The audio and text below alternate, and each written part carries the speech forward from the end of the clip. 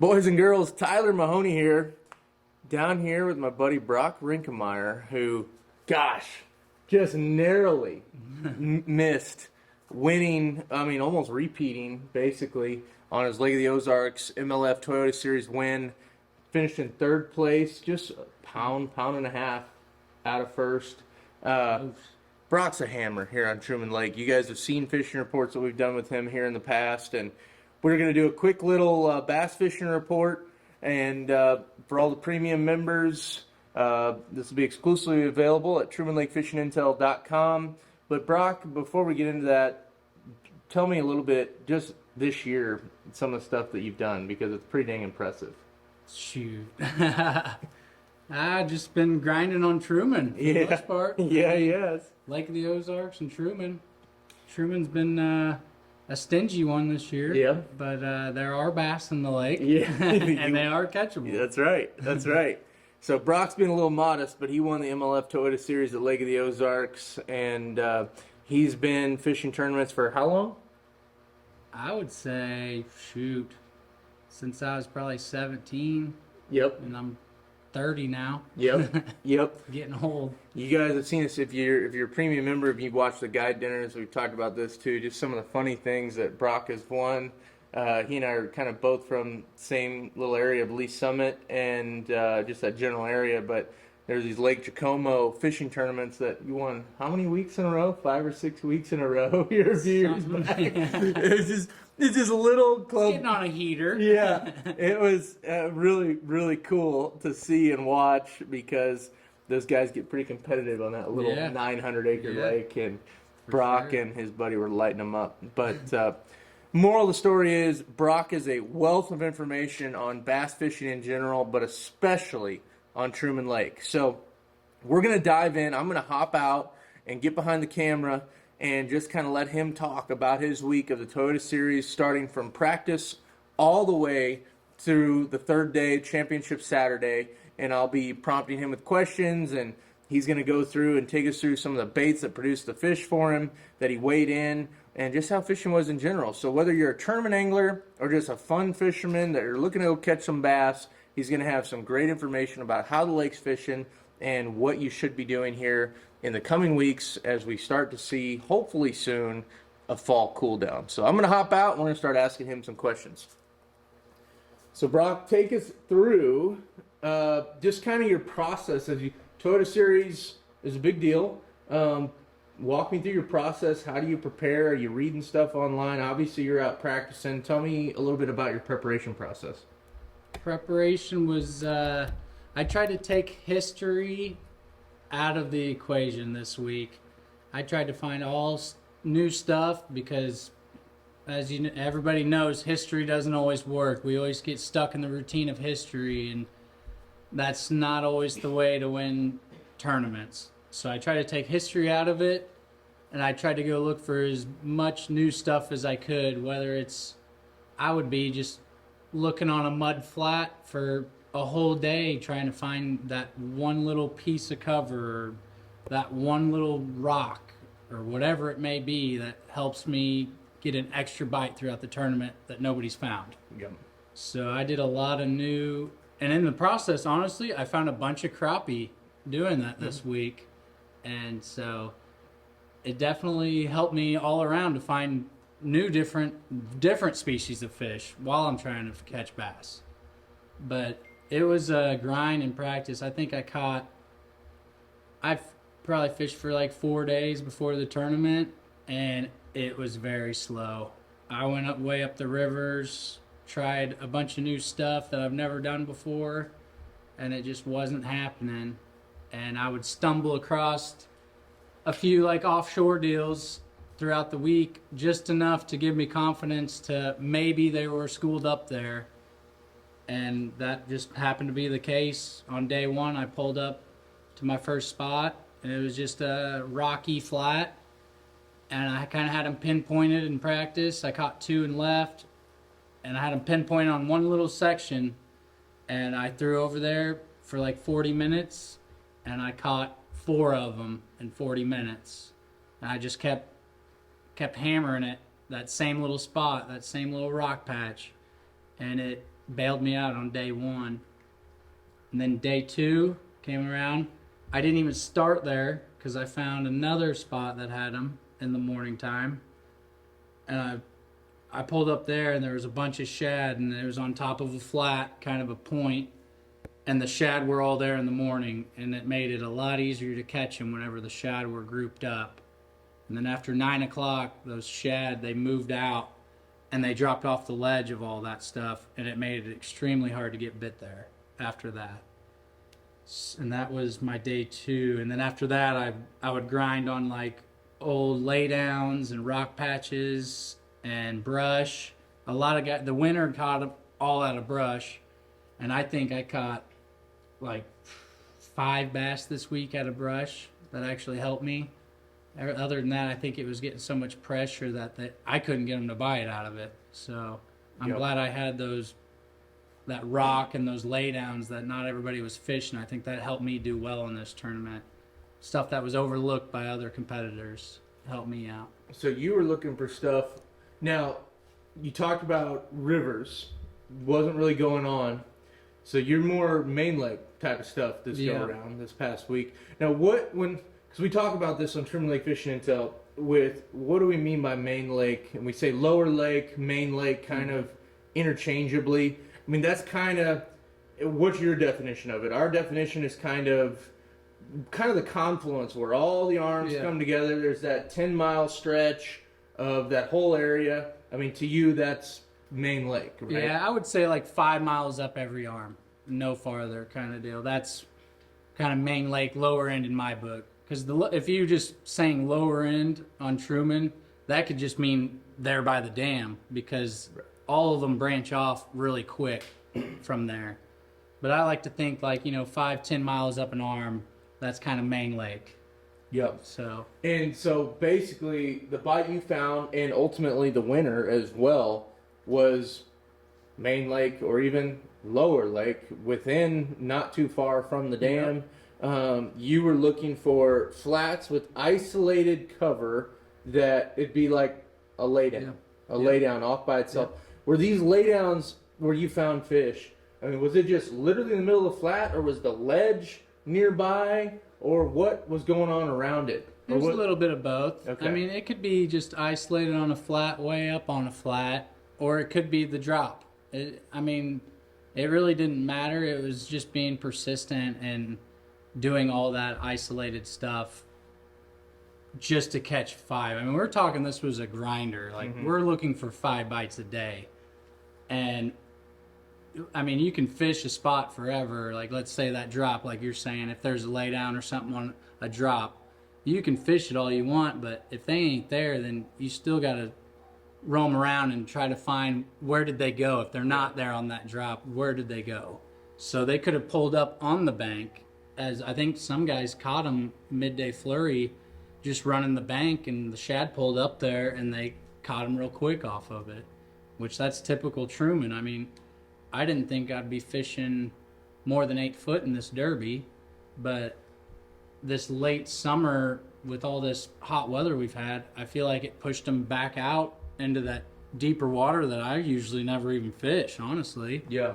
And I was catching them up to 14 foot of water, which I usually don't spend that much time out there. Yeah. And it was crazy to think September, that's still what's going on. Yeah. So would you say a lot of the keeper fish that you weighed in the tournament were in that 8 to 14 foot range? Or yeah. Did you find some keepers that you weighed in up shallower than that? I would say 6 foot was my shallowest fish, believe it or not.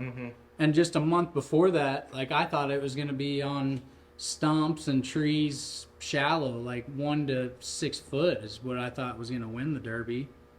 But the more I practiced, the more I realized they're not really up there. They've moved out. And I think it was because the water got so clean and stable that those fish didn't want to be up there anymore. There's no current. It's clean. You can see the bottom there on those stumps. So why would they be up there? Yeah. Except for early morning. Yeah. Right away. And the sun gets up so fast throughout the day that you only got 30 minutes of that shallow water fishing, in my unless you find the shad up there, then they're going to be up there. But it was hard to find the shad shallow. For me, I never did find them get shallow like I've seen in the last month. Yeah. The lake level this year, I know they've been doing work on the dam, but it's been routinely 704 and a half, 705. I mean, a foot and a half low. How does that come into play? I know you said you ran up the arms looking for some stuff, didn't see much going on. Is that, do you think you attribute that to the lake being low? Or how does just the lake being low come and factor into what you're doing? I think what I realized whenever I went up the rivers was a lot of that cover, that shallow water cover, at like let's say 707, like a foot high, it's all out of the water now, like completely out of the water. And the sumps that do look good, they didn't have enough water on them. So the guys that went up those rivers, they struggled because all the stuff they knew that was big cover on the bank was not there anymore. Yeah. It was out of the water. Yeah. And I realized that too. I went way up the Grand past Bucksaw, and I seen all the stuff that looked good, and it was on the bank. Yeah. And I was like, ooh, this isn't good. And I didn't see any shad. I seen a lot of trash fish like carp and gar. And I figured that wasn't the way to win a 3-day derby. Yeah. Maybe one day, but 3 days in a row is going to be almost impossible. Yeah, absolutely. So you spend a lot of time all over, but you're saying the water looks pretty good on the lower end. Is it? I mean, how's it looking? You spent time in the Tebow, Grand, Palmy, all those different places. How's the water looking overall in different parts of the lake? I know there are parts in the rivers that are turning over. Yeah, I would say the Tebow looked the cleanest, and the lower end looked clean. The Palmy looked pretty clean, and the Osage was slightly dirty. I wouldn't say stained. It was dirty. Yeah. But, I mean, we're talking past Berry Bend. Yeah. It was getting dirty. Yeah. And I think some guys caught them up there. They never caught a giant bag up there, but they were pretty consistent with that 12-pound bag up there. So there are fish up there eating your, like, square bills and your spinner baits and topwater. Yeah. And flipping a jig. There's some guys that did that and did decent in this tournament. What did you notice on water temperature throughout the week? Pretty stable. I would say 79, 80 degrees. I never saw below 78 or 80. Or no, up past Bucksaw I seen like 76. But anywhere on the main lake in clean water, it was like 79, 80 degrees. Yeah. Still summer. Yeah. Really. Big time. Well, and traditionally the way the lake is, I mean, it's going to cool down in those upper ends sooner than it will down on the lower end. What were some of the baits that you think produced the most keeper fish for you? And what were you doing with those baits? What were you looking for as far as how you were fishing them over some of that isolated cover? I was throwing primarily a 10-inch worm. I think I was using mostly like a 3/8 ounce weight. That was primarily what I was using in the morning time. It seemed like they wanted something bulky in the morning, and then once that sun came up, they wanted that jig. So I threw a motion fishing jig, the old brush jig, and I would throw it on. I was actually using a 6 Sense stroker crawl in the bluegrass magic color. And I was basically keeping it pretty natural colors since it was clean. Your green pumpkins and like candy colors. And then I was throwing like a little finesse jig with a speed crawl, I think it is. Zoom speed crawl.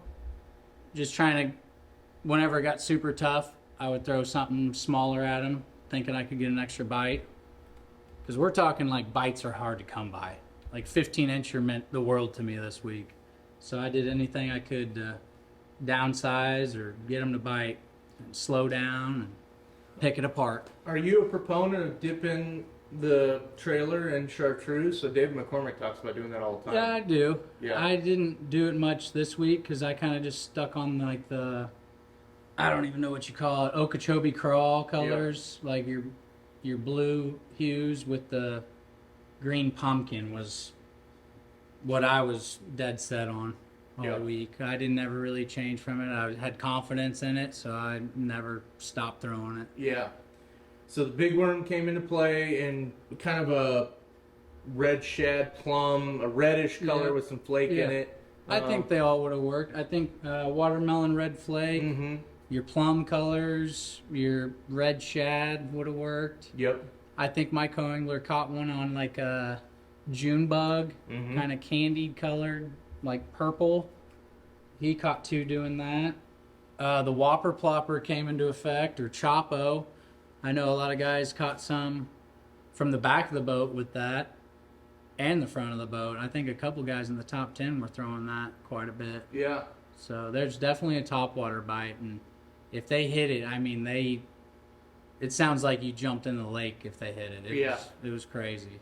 Any particular colors on the topwater stuff that seem to be working? My guy was throwing a white one, like a mid-size whopper plop. I think he was using a Chopo, but the mid-size one, and they crushed it. Yeah. It was crazy. I couldn't believe it. I was like, wow. Yeah. They want that. Yeah. Well, and you were talking about he caught 2 off of one tree. Yep. When you were still trying to find your 5th one, and you're like, yeah. Yeah, there's rocks down there, and we're dragging around, and I break off, and we pull off of it, and I wasn't too worried about him because he's throwing that whopper plopper. I'm like, oh, he ain't gonna catch nothing. I spot lock down, and 20 casts later, he throws over there and just, I mean, a 3.5 pounder just annihilates it. And I was like, no way. So it just goes to show, I mean, if you think you got a good spot, throw everything at them before you leave. Because they might not bite the worm or the jig or the crankbait. They could bite a topwater. And this was 8-10 foot of water. And it was middle of the day. Middle of the day, not much chop, and 8-10 foot of water. And he throws that over there and catches 2 behind me. Yeah. I was like, that was an eye-opener. Yeah. So that's Truman for you. Yeah. You never know on Truman. You got to keep them honest every hour, even. Yeah. Every day, every hour, you got to keep them honest. Yeah. I know you ran up some rivers. It didn't seem to really pay off, in your opinion.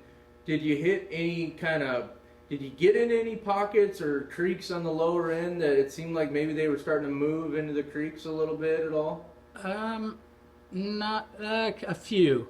I didn't see the shad like they should be coming into those creeks, so I didn't spend a lot of time doing it. I went into like a few major creeks, but I just didn't see the activity that you'll probably be seeing in the month to come. Yeah, like they're gonna start migrating in the backs of those creeks and stuff, and it's gonna be pretty fun fishing with your spinner baits and your square bills and your topwater.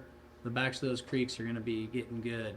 We heard of a few spinnerbait fish being caught in the last week. You think we're still kind of on the front end of that? Yeah, I think it's only going to get better. Yeah. 100%. And you think more natural shad pattern, your whites and silvers type of stuff is the way to go on that? I would say.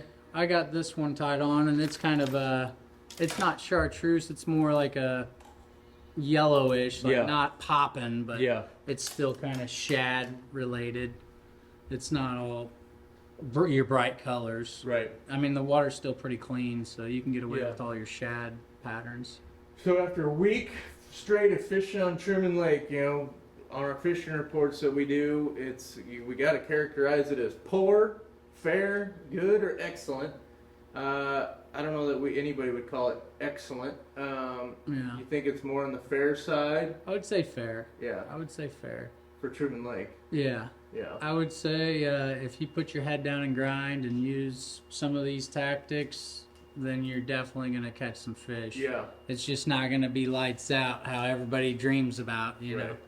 We're talking 5 to 10 fish a day, and you should be very proud of yourself. Right. So with all that fishing, obviously you're targeting bass, and that's what you're looking for, but inevitably you got to luck into a bonus fish every now and then. Did you luck into any bonus fish here this last week? Yes, for sure.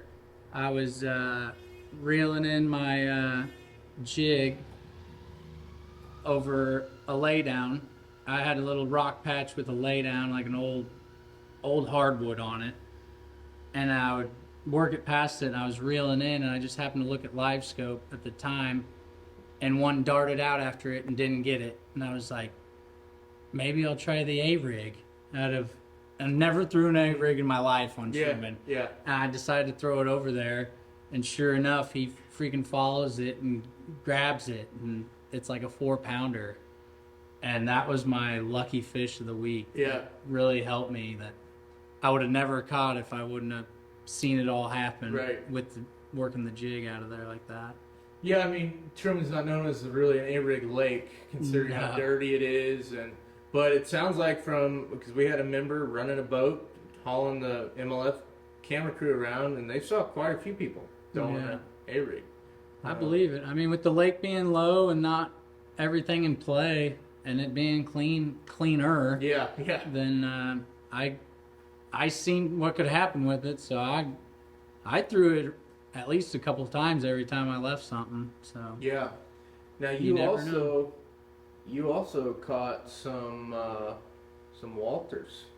Yeah. A little walleye action. Yeah. Tell me a little bit about that. What you were doing? What did you get those on? They were on. One of them was on a flat in about 8 foot of water on the bottom with a jig around some wood, and then the other one was on a windblown point, same kind of flat, super flat, and about 4 foot of water on a spinnerbait, the old Jerry McCutcheon spinnerbait. Yeah. So that was cool to see, and that was in practice, and we caught 0 bass, and we caught 2 like 20-inch walleye. Yeah. And we're like, the walleye are biting better than the bass. Yeah. So I think you could get you out a little fluke with like an 1/8 ounce or a 1/4 ounce jig head, and I think you could just hop on the bottom from 4 to 12 feet on those flats, and I think you could catch some walleye doing that. Yeah. For sure. The lower end's got a sneaky number of walleye hanging out down there. Yep. So that's really good to know. Yeah. But that's a really good report, man. And finishing third out of 100 and some odd plus boats, you can't ask for anything better than that besides winning, of course. I'm happy with it. Yeah. On Truman, you never know what could happen. To catch 5 a day, I was completely happy with it. Yeah. What, the guy who won, Hunter, I don't know how to say it, is it Bogman or Bauman? I don't know. But what was that like? I mean, if you can't be the one that wins, that guy... Oh, absolutely. He should be the guy that beats me. Yeah. For sure. Yeah. That was pretty cool to see. I watched him out there fishing, and this guy has literally no legs and like one arm. Not even kidding. And this guy is a boss on the front of a boat. Mm-hmm. It's impressive to watch him move around and catch the fish he did. Yep. It was very impressive. And hats off to him. Yeah. Because he got it done. Yeah. Definitely. Super nice guy, too. Talked with him at weigh-in, and he was super excited, and he was very humbled and nice. Yeah. I mean, he was very cool. Yeah, we're hoping to get an interview with him, hopefully. But and he caught him on a football jig. It sounded like out of brush piles. Yep. I think that's all he did was brush piles, which I'm surprised it was one in just brush piles. Yeah. I thought you'd have to have a mixture of rock and brush and laydowns and even standing timber. I thought you were going to have to mix it up. I was going to ask you about the standing timber, if there was any kind of suspend bite going on with the big worm and standing timber. I heard some guys catching some big ones doing that, but in a 3-day event, it's so hard to catch all suspended fish. But I know there's some guys that were catching some good ones with your light worms and light jigs, just fishing suspended bass over trees. Yeah. Yeah. So. Well, that's a really good report. Brock, you also do guided fishing trips here on Truman Lake. You do some bass trips. There's really no other guides that do bass trips, but primarily you're a crappie guide. How do people get a hold of you for a guide trip if they want to get out on the lake? You can look me up on Facebook or Instagram at Brock Reinkemeyer, or you can give me a call at 816-260-1696. Those are the 3 best ways to get a hold of me. Yeah. Well, fantastic. Well, we appreciate it. Looking forward to doing more videos with you in the future. And congrats again on a really strong finish. Thank you.